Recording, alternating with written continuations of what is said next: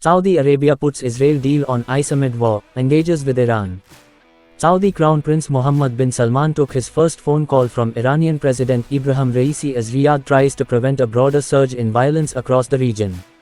Saudi Arabia is putting US-backed plans to normalize ties with Israel on ice, two sources familiar with Riyadh's thinking told Reuters, signaling a rapid rethinking of its foreign policy priorities as war escalates between Israel and Palestinian group Hamas. The conflict has also pushed the kingdom to engage with Iran. Saudi Crown Prince Mohammed bin Salman took his first phone call from Iranian President Ibrahim Raisi as Riyadh tries to prevent a broader surge in violence across the region. The two sources told Reuters there would be a delay in the US-backed talks on normalization with Israel that was a key step for the kingdom to secure what Riyadh considers the real price of a US defense pact in exchange. Until Iran-backed Hamas sparked a war on October 7 by launching a devastating attack on Israel, both Israeli and Saudi leaders had been saying they were moving steadily towards a deal that could have reshaped the Middle East. Saudi Arabia, birthplace of Islam and home to its two holiest sites, had until the latest conflict indicated it would not allow its pursuit of a US defense pact be derailed even if Israel did not offer significant concessions to the Palestinians in their bid for statehood, sources had previously said.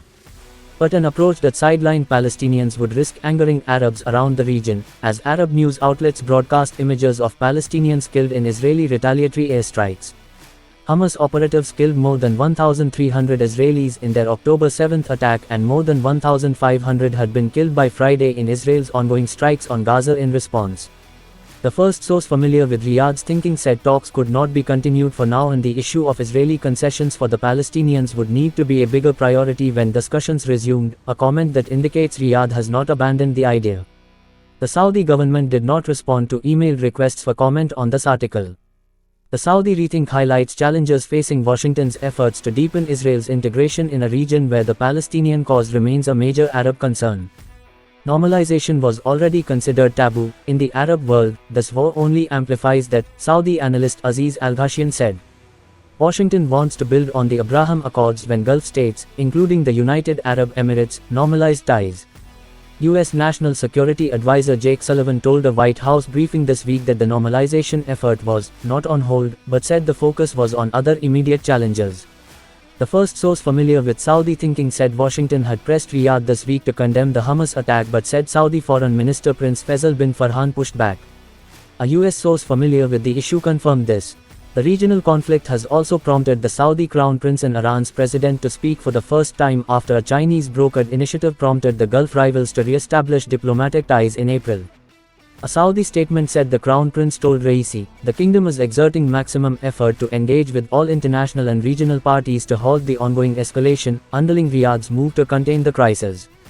A senior Iranian official told Reuters the call, made by Raisi to the Crown Prince, aimed to support Palestine and prevent the spread of war in the region.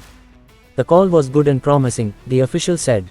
A second Iranian official said the call lasted 45 minutes and had the blessing of Supreme Leader Ayatollah Ali Khamenei.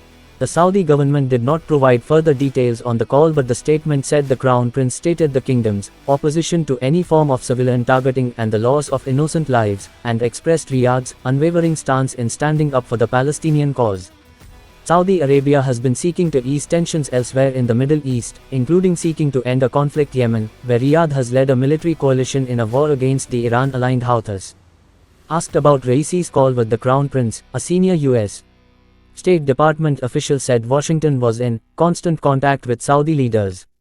U.S. Secretary of State Antony Blinken has held several calls with his Saudi counterpart. The official said Washington was asking partners with channels to Hamas, Hezbollah, a Lebanese armed group aligned with Tehran that fought a war with Israel in 2006, or Iran, to get Hamas to stand down from its attacks, to release hostages, keep Hezbollah out, and keep Iran out of the fray. The first source familiar with Saudi thinking said Gulf states, including those with Israeli ties, were worried Iran could be drawn into a conflict that would affect them. Alex Vetenka, director of the Iran program at the Middle East Institute in Washington, said the last week showed how the Saudi and Iranian visions for the region diverged.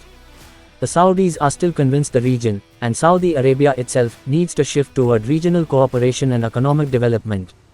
Iran seems to think the priority is to take the fight to the Israelis first, he said.